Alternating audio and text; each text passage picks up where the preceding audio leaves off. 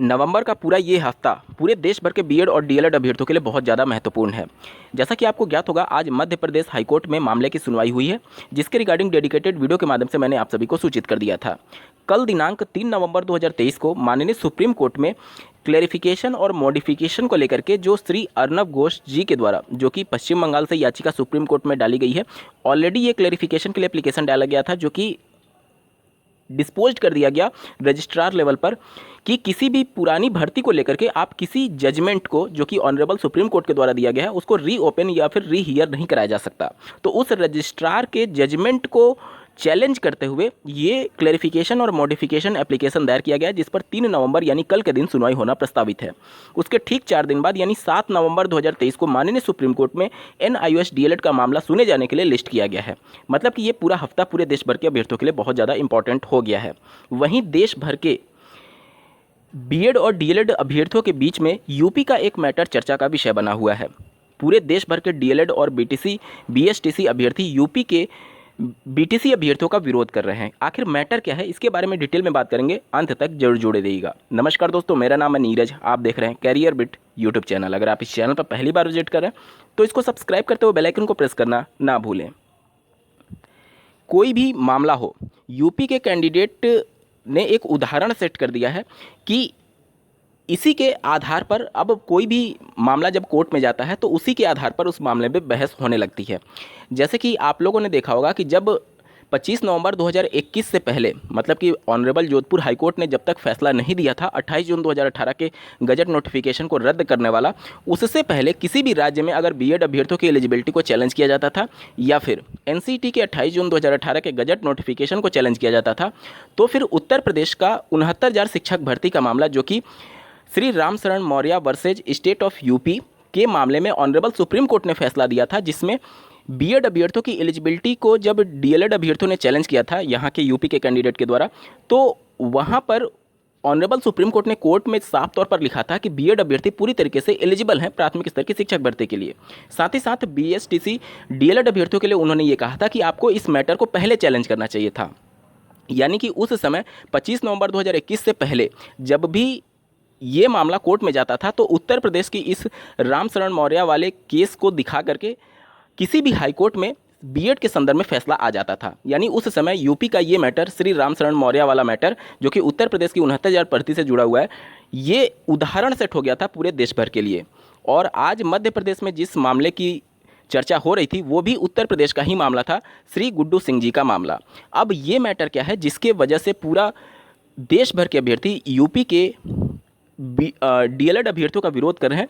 इसका कारण ये है कि चूंकि 11 अगस्त का जजमेंट आ चुका है, बावजूद इसके गुड्डू सिंह वाले मामले पर चर्चा क्यों हुई, इसके बारे में बात कर लेते हैं। जैसा कि आपको ज्ञात होगा, उत्तर प्रदेश में पिछली 69,000 सहायक अध्यापकों की भर्ती में जो क्वालिफाइंग मार्क्स था उसको लेकर के विवाद मचा हुआ था। और श्री रामशरण मौर्य वाले मैटर में ये मैटर डिसाइड हुआ उस समय के जो तत्कालीन ऑनरेबल जस्टिस थे उनके द्वारा। उन शिक्षा मित्रों ने इस मैटर को चैलेंज किया। उनका ये तर्क था कि पिछली भर्ती में जब 40-45 क्वालिफाइंग मार्क्स था तो यहाँ पर बढ़ा करके 60-65 क्यों कर दिया गया।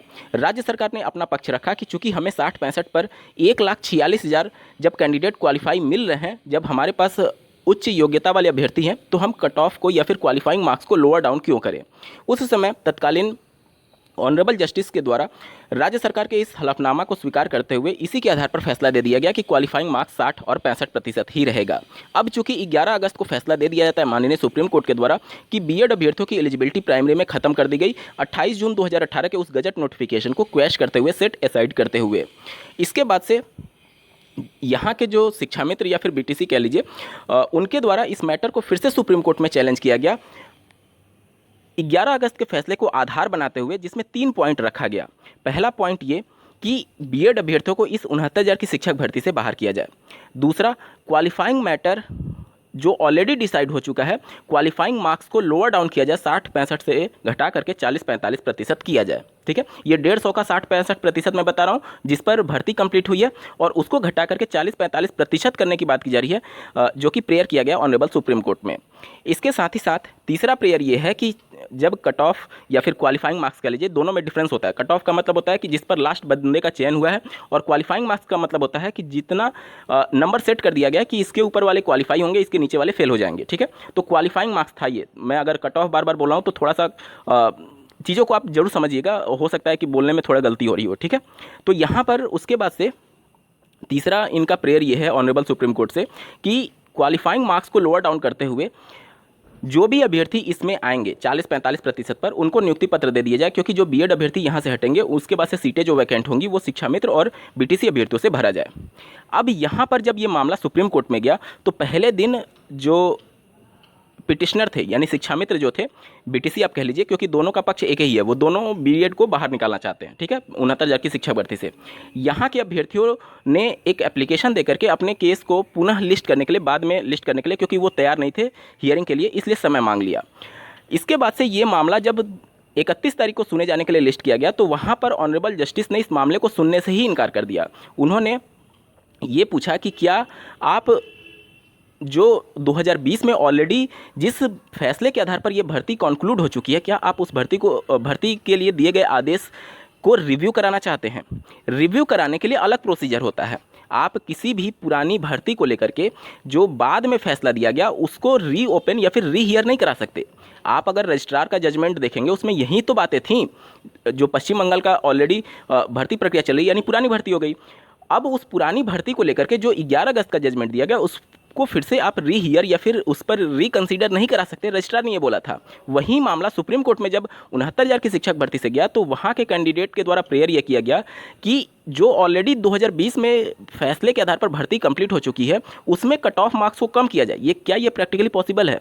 वो जज जो कि फैसला दिए थे उनके फैसले को रिव्यू कराने का मामला है, और आप एज ए फ्रेश एसएलपी लेकर के आ रहे हैं, तो ये फ्रेश एसएलपी के तौर पर जा ही नहीं सकती है। अगर आप 2020 के फैसले को चैलेंज कर रहे हैं तो उस फैसले को रिव्यू के तौर पर जाना चाहिए था।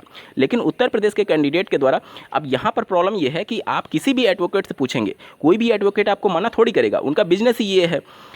तो वहाँ पर प्रॉब्लम ये हो गया कि यहाँ के एडवोकेट ने भी उनको राय नहीं दिया और यहाँ के कैंडिडेट ने एक फ्रेश एसएलपी लगा दिया। अब प्रॉब्लम ये है कि आप अगर 2020 के फैसले को चैलेंज करना चाहते हैं तो नियम तो ये है कि आप जिस फैसले को चैलेंज कर रहे हैं उसको रिव्यू कराइए। लेकिन यहाँ पर फ्रेश एसएलपी डाल करके देखिए, अब यहीं तो रजिस्ट्रार ने कहा था कि अगर आज मान लीजिए किसी के अगेंस्ट में फैसला आया, वो सुप्रीम कोर्ट में अपने फैसले को रिव्यू कराना चाहता है। अब मान लीजिए फैसला बदल करके दूसरे के फेवर में आ गया, अब फिर 2 साल बाद क्या कंडीशन बनी उसके बाद वो भी रिव्यू में कराने चला जाएगा।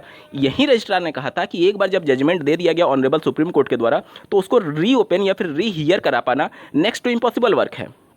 अब यहाँ पर उत्तर प्रदेश के कैंडिडेट के द्वारा जब ये मामले को सुप्रीम कोर्ट में चैलेंज किया गया तो सुप्रीम कोर्ट ने यही बोला कि आप इस मैटर को एक तरीके से रिव्यू कराना चाहते हैं या फिर रीओपन कराना चाहते हैं तो 2020 में जो जजमेंट दिया गया था उस जजमेंट को चैलेंज करते हुए इस पर रिव्यू पिटीशन फाइल करिए। अब मध्य प्रदेश में इसी को लेकर के चर्चा हुआ कि यहाँ पर बीटीसी और डीएलएड अभ्यर्थियों को कोई भी राहत देने से सुप्रीम कोर्ट ने इनकार कर दिया। मतलब समझिए, वहाँ मैटर अलग है, लेकिन उसको जो बीएड के वकील थे उन्होंने इस प्रकार से रिप्रेजेंट करने की कोशिश की कि उत्तर प्रदेश वाले मामले में जो ऑनरेबल सुप्रीम कोर्ट है वो राहत देने से इनकार कर देती है।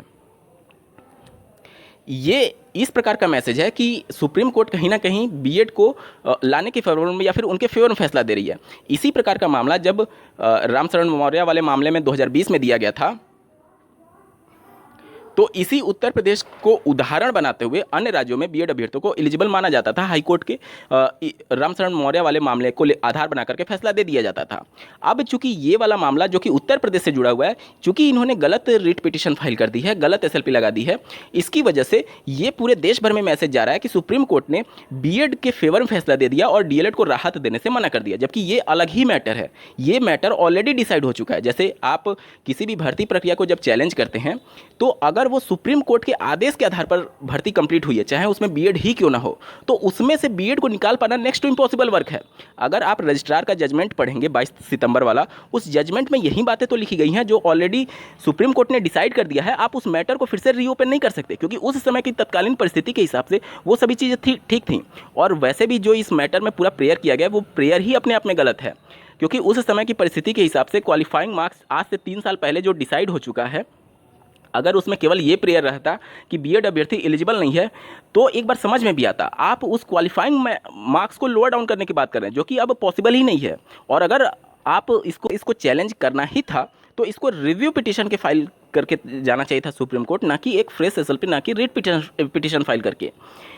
अगर इस मैटर को हाई कोर्ट से ले जाते हुए सुप्रीम कोर्ट ले जाया गया रहता तो परिस्थितियां कुछ अलग होती, लेकिन चूंकि ये मामला ऐसा है जिसको सुप्रीम कोर्ट कभी भी एक्सेप्ट नहीं करेगी, सुप्रीम कोर्ट इस मामले को कभी भी इंटरटेन नहीं करेगी, क्योंकि ऑलरेडी किसी दूसरे जज के द्वारा मैटर डिसाइड किया गया है। अब कोई दूसरा जज इसमें थोड़ी इंटरफेयर करेगा। आप लोगों ने एस बोपन्ना वाले मामले में देखा होगा कि एस बोपन्ना ने इंटरफेयर करने से साफ मना कर दिया कि जिसने जजमेंट दिया है वहीं तो अपने फैसले को रिव्यू कर पाएगा। अब 2020 में जो जजमेंट दिए गए थे जिस भी जजमेंट ऑनरेबल जस्टिस के द्वारा, उन्हीं के द्वारा तो उस मैटर पर फिर से विचार विमर्श किया जाएगा या फिर एक तरीके से रिव्यू किया जाएगा। तो ये तो मैटर रिव्यू का बनता है। आपने एक रिट पिटीशन फाइल कर दिया, एसएलपी फाइल कर दिया, जो कि पूरी तरीके से तर्कसंगत नहीं है, गलत है। अब यहाँ पर एडवोकेट की भी पूरी तरीके से गलती मानी जाएगी। आपने सुप्रीम कोर्ट में जब ऑनरेबल जस्टिस इस मामले को सुन रहे थे तो उन्होंने साफ तौर पर कहा था कि इसमें एओआर कौन है। वो यही पूछना चाह रहे थे कि क्या ये मेंटेनेबल है कोर्ट में कि आप किसी 2020 के जजमेंट को एक फ्रेश एसएलपी के तौर पर लेकर के आ रहे हैं। ये तो रिव्यू पिटीशन का मामला है, आप ऐसे कैसे फाइल कर सकते हैं।